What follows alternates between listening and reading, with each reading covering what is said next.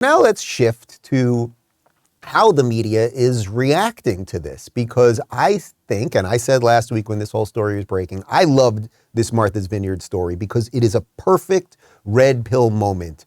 The stark difference between people who believe in laws, people who believe that if you say something, you do it, and people who just put up signs on their lawn and actually don't stand by any of it, which is exactly what the people of Martha's Vineyard did, which is exactly what the corporate press does, which is exactly what all the Democrats do, et cetera. You got it. Now, I usually call MSNBC the televised mental institution, but after watching the clip that I'm about to show you guys right now, I want to call it the Muppet News Network. Here they are, talking about Ron DeSantis. How can any of this be legal, Elie, under Florida or federal law?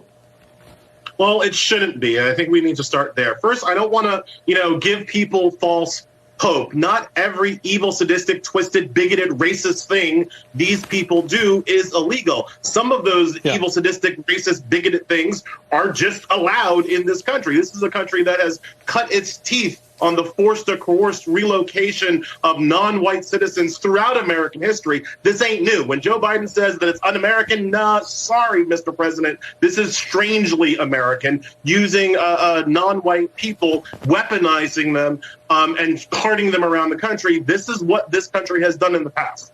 However, in this specific case, I think especially when you look at the immigrants sent to Martha's Vineyard, we have reports that they were lied to, that they were tricked, that they were induced with false promises to get on planes and then shipped someplace where they weren't told where they were going. That, to me, is a violation of the federal kidnapping statutes. The legal term of art is inveigling.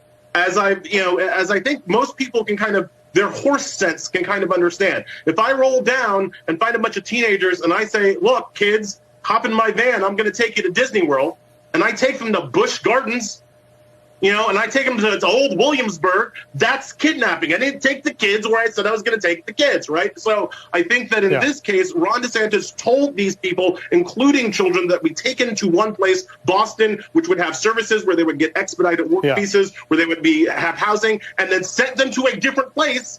That is kidnapping. And the person that we need to understand that is, unfortunately, at this point, not Ron DeSantis, not Greg Abbott. We need Merrick Garland, once again, to understand that and bring the full weight and power of the federal government down on these people. That guy, he's half Dr. Emmett Brown from Back to the Future, half what? Give me something, like half, whatever. It doesn't even, nothing I say, it doesn't matter. You get it. It's just so ridiculous. Okay, so anyway, you have people watching that program. Not many people, but you might know someone that's watching that.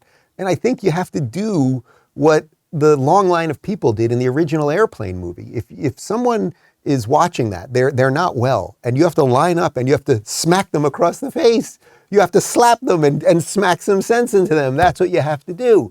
But it's interesting because they're in a complete meltdown. And of course, it's just racist bigot, and it proves that America's racist and bigot, and somehow Biden's even a racist bigot, and the whole thing.